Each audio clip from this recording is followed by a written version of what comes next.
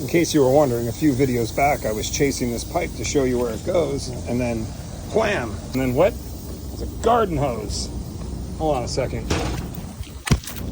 Smacked my head into that.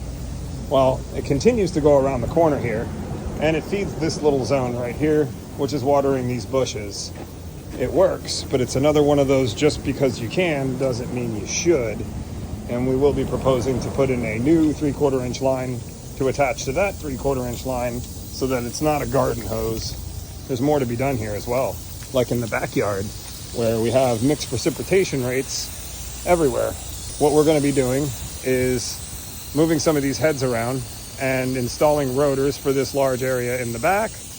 And then down the side of the house, we'll replace those nozzles with MP Rotators to give the same precipitation rates as the rotors at 0.40 gallons per hour, or excuse me, inches per hour.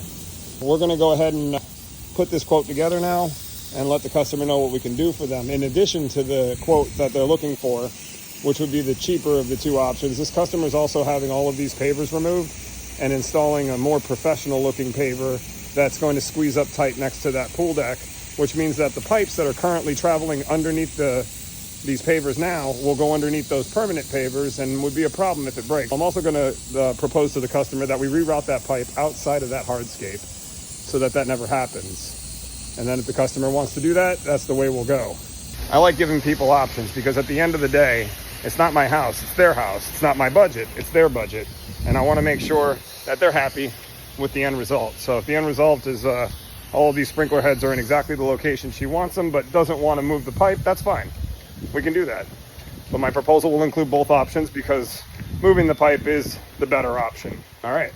Well, they chose to leave the lateral line underneath where the proposed pavers are going to go because they are pavers and it's not a concrete pad, so they can make a repair if they ever need to. She decided to leave them there. We are going to start moving these heads. You can see the trench I dug here. We're going to put that rotor right there.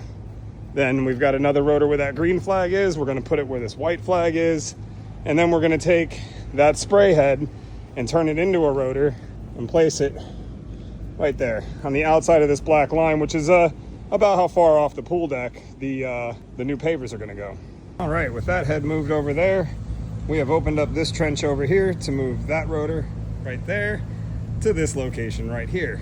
When I'm done, there will be 3 rotors in the backyard covering this area. There's one, that will be number 2, and that over there will be number 3. And here we are with the 4 rotors in the backyard covering everything out there. I'll need to get my little tee off that rock there. Beautiful. And then we'll go around the corner over here to show you the MP Rotator nozzles that we installed on these 2 spray heads right here. And then everything beyond that is just a different project. She didn't want to move forward with extending that PVC line and taking away the hose. It seems to be working to water those bushes. We'll leave it alone. But everything else about this zone is on point, and this whole area will be watered properly now. All right, on to the next one.